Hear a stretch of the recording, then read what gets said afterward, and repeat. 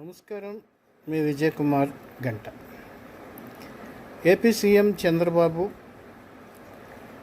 ఆయనతో పాటు మంత్రులు, అధికారుల బృందం. ఈ మంత్రుల బృందంలో ఐటీ మంత్రి నారా లోకేష్, అలాగే పట్టణాభివృద్ధి శాఖ మంత్రి పి నారాయణ,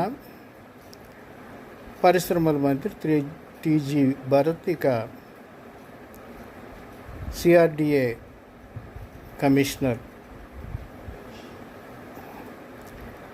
కొనుపురెడ్డి కన్నబాబు, ఇతర మంత్రులు, అధికారులు, మంత్రులు ఉన్నారు.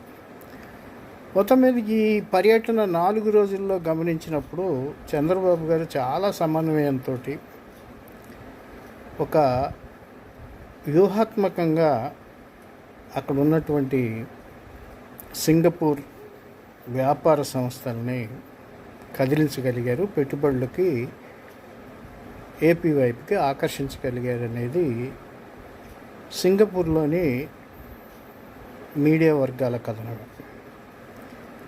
ముఖ్యంగా సింగపూర్లో ఆయన ఇటు గృహ నిర్మాణం వైపు కానీ, పోర్టుల వైపు కానీ, అలాగే ఎలక్ట్రానిక్స్ రంగానికి సంబంధించి కానీ పెట్టుబడులను ఆకర్షించారు. ఇదే సందర్భంలో మన ఐటీ శాఖ మంత్రి నారా లోకేష్ను కూడా అభినందించాల్సి ఉంది.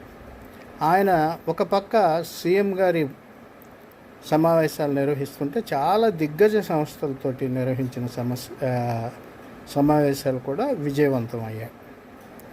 అట్లాగే నారాయణ గారు సిఆర్డిఏ కమిషనర్ కోనపురెడ్డి కన్నబాబు గారితో కలిసి అక్కడ ఉన్నటువంటి గృహ నిర్మాణ వ్యవస్థ, అక్కడ ఎలాగా నిర్మాణం పనులు జరిగాయి అనేది రీతిలో పరిశీలన చేయటం, అక్కడ ఉన్నటువంటి అనేక నమూనాలని పరిశీలించి వాటిని అమరావతిలో ఇంప్లిమెంట్ చేస్తే ఎలా ఉంటుందని ఆలోచన చేశారు.